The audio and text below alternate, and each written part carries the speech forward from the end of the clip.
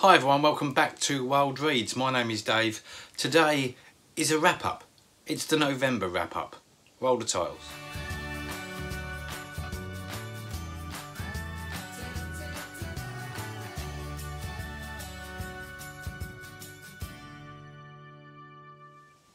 Hi everyone, welcome back. As I said in the introduction, this is my November wrap-up. Now, in November, I took part in non-fiction November. Now, I didn't do the extra challenges around the certain themes, but I just read non-fiction exclusively for a month, which I was a little bit apprehensive about because usually I confine an average reading month. I might read one, maybe two non-fiction titles, but predominantly my reading is fiction based. So I wasn't sure how I'd get on. It's been years and years since I've read non-fiction exclusively, and did I enjoy it? I learned something. I've learned something very valuable about myself as a reader that I wasn't 100% sure of before, and that fact is I need fiction. I need fiction. I need stories. I need novels or short stories, or I just need fiction, and I cannot read non-fiction exclusively because my head just fills up with facts. I know if you're reading fiction, your head's going to fill up with plots and characters and story arcs and things like that, but I need it. I need fiction. So I'm glad I did it. I'm glad I've taken part. I know now that for next year, what I've got to do is to mix it up. I've got to mix up fiction with non-fiction. That's the excuses out of the way. The fact that I read 5 books last month, that is it. That's pathetic. I've read 5 books last month. I struggled. It was a difficult read, probably the most difficult reading month that I've had since I've been on BookTube, and that's been for a variety of reasons. It's really busy in work. It's just a crazy busy time of year, and the fact that I was reading non-fiction and a couple of the books were quite dense, text dense, you know what I mean, don't you? Added up to being a really, really slow reading month for me. But I read 5 books, some of them were brilliant. Here they are here, I'm going to take you through them. So the first book I read in November was from an author, and I've grabbed myself a cup of tea because it's that time of day. For those of you that are interested in mugs of BookTube, apart from me, is that this mug, this is the Indian wallpaper mug, and this is from the Victoria and Albert Museum. I used to have a couple of these, this is the only one I've got left. Anyway, so the first book I read is from an author that I've never read before, and that's Jeanette Winterson. Now this is the World Book Night edition. Can't remember who gave me this now. I may have even picked it up second hand. Can't remember. So Jeanette Winterson, when I was reading this book, I did a bit of digging around, and I've located some YouTube videos on Jeanette Winterson. What a fascinating character she is. What an absolutely brilliant woman. I've never read any Jeanette Winterson, and I certainly haven't read, this is obviously a memoir, but I haven't read the fictionalised account of this memoir, which is of course Oranges Are the Only Fruit. I've been meaning to read it for years, and it's one of those titles that have just got away from me. Every time I go to pick it up in a bookshop, I either forget or they haven't got a copy. I should just order it really online. But having read this, I really, really want to get round to reading Oranges Are the Only Fruit. And I haven't even seen the TV adaptation of that book either. This one's really good. It's about, obviously, Jeanette's life growing up with her adopted mother. Well, she's the adopted daughter of this woman that she just refers to as Mrs. Winterson throughout the book, which is quite strange in itself as well. But it's a really good book, and it's a real memoir about how she fell in love with reading and how reading helped her overcome all her troubles. And I'm sure many of you would have read this book, but it's a fascinating read, and I'm so glad I read it. I will be investigating more of Jeanette Winterson's work. That was the first book, Why Be Happy When You Could Be Normal by Jeanette Winterson. The next book I read in November was one that I picked up on the booktuber meetup that we went to back in October, And I picked this up at the British Library bookshop. And this is The Diary of a Bookseller by Sean Bydel. Sean, as I'm sure many of you will know, runs the bookshop in Wigtown in Scotland, which is Scotland's book town. This is a very, very funny book, and it's always fascinated me, the life of booksellers.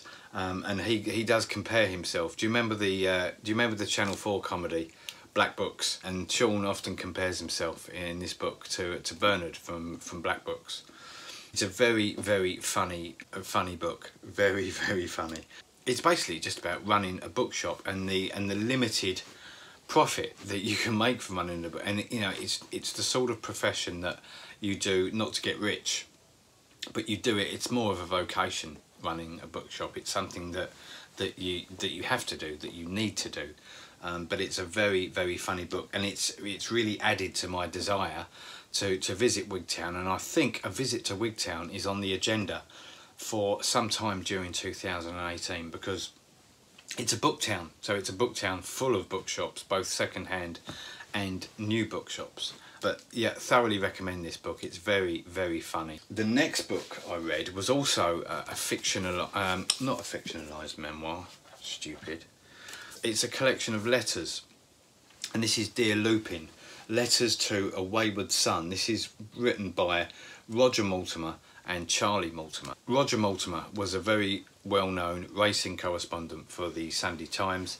He was a journalist, so he's quite well known in his own right. And Charlie was his son. This is a collection of letters written over many years about the just the scrapes that Charlie gets himself into, who he refers to as Lupin in the book. But again, a very, very funny book. I found this in a second-hand bookshop some months ago, and it's very funny. It's very good. Letters to a Wayward Son. The next book I read in November was Time's Anvil. Now this is a study of England, archaeology and the imagination. This is written by Richard Norris, and this was up for the Samuel Johnson Prize 2013. It was longlisted for the Samuel Johnson Prize, which has now become the Baillie Gifford, which I did a video about this year's Baillie Gifford winner. So it's part history of archaeology, and also it's an impassioned, I'll see what it says on the back. It's an impassioned history and defence of archaeology, a history of humanity in England, and a heartfelt meditation on transience and mortality. It's a fascinating book, but this took me quite a while to get through, because it's very dense. Yeah, it's very dense. It's very fact ridden, as you would expect a book on archaeology to be. It sounds really dull, but it isn't. It's a really, really good book. Obviously, with Detectorists is on at the moment on BBC 4 on a Wednesday night at 10 o'clock.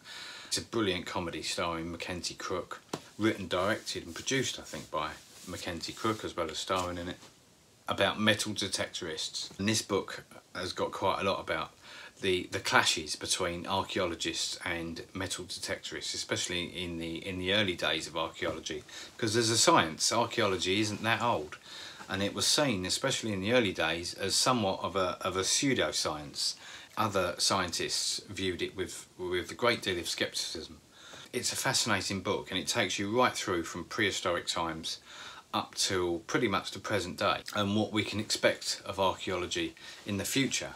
And the last book I read in non-fiction November was Forensics by Val McDermid. Very, very good book. This is fascinating stuff, and each chapter of this came out a few years ago, and I know a few of you have commented already when I had this in my TBR.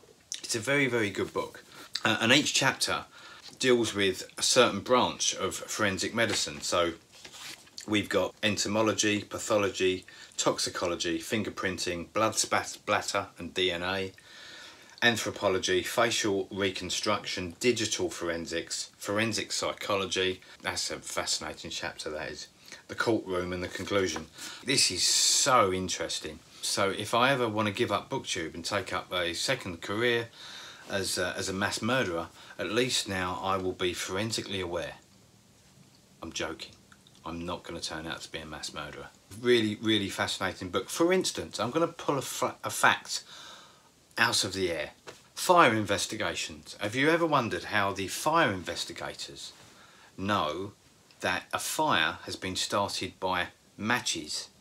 The head of a match, the piece that you strike that first ignites, is made up of microscopic fossils, and these fossils, the rest of the match will disintegrate in the fire and burn. The head of the match remains in the debris of the fire afterwards, and this is how the forensic people can tell whether a fire was started by deliberately using matches, because they put this dust under the microscope. And I'm going to try and find you the bit now. Fire scene of it. So it's quite early on in the book. Right, I found it. I'm going to show you this little picture. I don't know if you'll be able to see this with the lights, but see that there. So that is the fossilised remains of an organism called a diatom. A diatom. And they go into the making and the manufacturing of match heads. And so if one of those shows up among the fire debris, then they're pretty sure that that fire has been started using matches. And this book is full of little facts like that. It's a really fascinating read, and I thoroughly enjoyed it. I'm so glad I read it. And that was it. That was all I read in November. I'm planning to have a much better reading month in December, because I'm back on the fiction now. That's about it for me. That's all I've got for you today, I'm afraid. Whatever you're doing this week, enjoy your books, and I'll see you on Wednesday for another BookTube video. Take care. Bye-bye.